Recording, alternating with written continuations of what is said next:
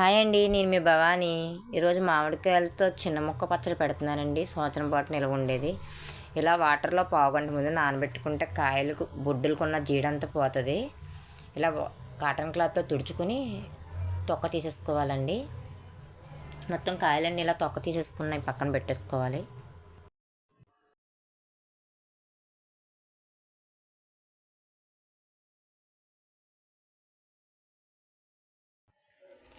తత్తిపేటితో cut చేసుకోవాలండి, చాకుతో అవ్వదు ఇది. ఇలా చిన్న చిన్న ముక్కల కింద చిన్న చిన్న పీసెస్ కింద కట్ చేసేసుకోవాలి మొత్తం మా కాయలన్నీ. నేను చూపిస్తున్న విధంగా తురుముకోవాలి. ఇలా ఒక గంట ఎండలో కాటన్ క్లాత్ మీద ఆరబెట్టుకోవాలండి. గంటన్నర అయినా పర్వాలేదు, ముక్కలు ఉన్న వాటర్ అంతా పీల్చేస్తుంది.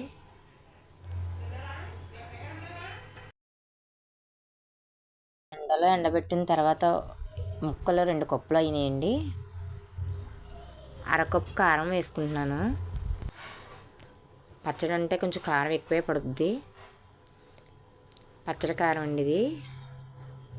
అరకప్పు కారం వేసుకుంటున్నాను. పావు కప్పు సాల్టు,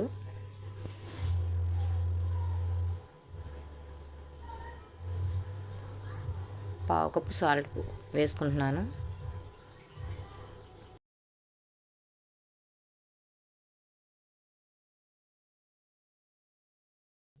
వెల్లుల్లిపాయ రేకలు ఒక గుప్పుడు తొక్క తీసేసుకున్నాను. పచ్చివి మెంతులు 1 స్పూన్ వేసుకుంటున్నాను.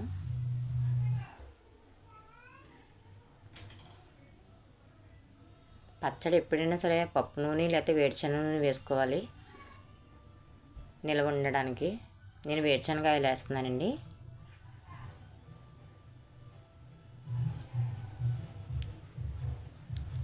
మనకు సరిపడా వేసుకుంటే సరిపోద్ది, కొలత ఏం అవసరం లేదు. కొంచెం వేసుకొని కలుపుకుంటున్నాను బాగా. చేతితో కలుపుకుంటే మనకి మామిడికాయ ముక్కకి ఉప్పు కారం బాగా పడుద్దండి.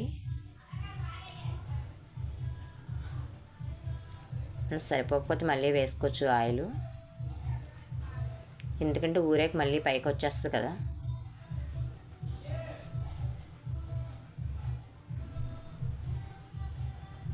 చాలా కలర్ఫుల్గా ఉంది చూడడానికే. నాకు 10 కాయలు ఉంటే 10 కాయలు పెట్టానండి.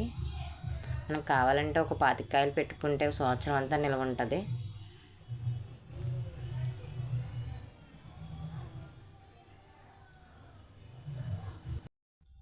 ఇంకొంచెం ఆయిల్ పోసాను.